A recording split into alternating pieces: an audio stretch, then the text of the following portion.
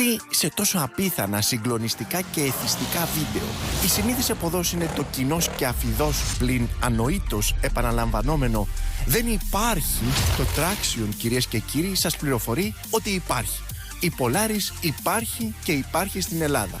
Αντιπροσωπεύεται κανονικά και εισάγει στη χώρα μας την άγρια μαγεία της απεριόριστης εκτός δρόμου οδήγησης με τετράτροχα, διθέσια ή ακόμα και τετραθέσια οχήματα. Επομένως, μην ξανακούσουμε το «Η Polaris δεν υπάρχει».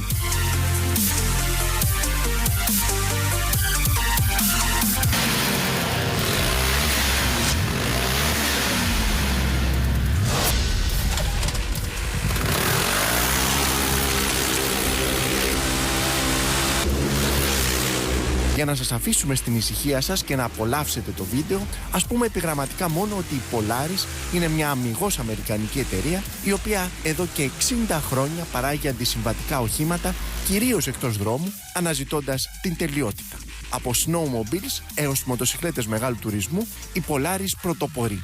Αυτά που βλέπετε στην οθόνη σας είναι τα τετράτροχα παντός εδάφους, τα οποία, όπως είπαμε, αντιπροσωπεύονται πλέον στην Ελλάδα και διατίθενται σε μια τεράστια ποικιλία.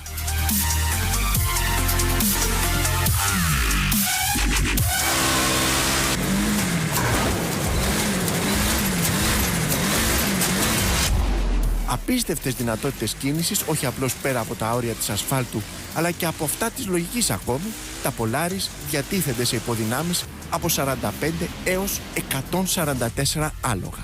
Με κάθε σεβασμό στο περιβάλλον, οι 144 ύποι του κορυφαίου Polaris RZR XP Turbo EPS με τον υπερτροφοδοτούμενο χιλιάρι κινητήρα δεν σκάβει μόνο, σκάβει και πετάει κυριολεκτικά.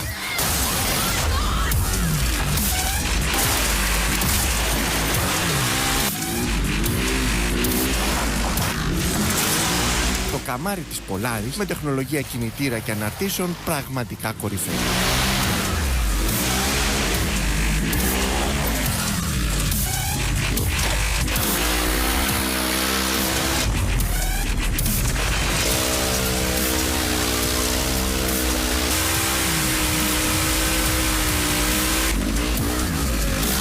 Πάλι συγγνώμη για την διακοπή της απόλαυσης του βίντεο, αλλά καλό θα είναι να θυμάται κανείς ότι ακόμη και σήμερα, στον ομογενοποιημένο και πολιτικώς ορθό κόσμο μας, υπάρχουν εταιρείες που ξεχωρίζουν.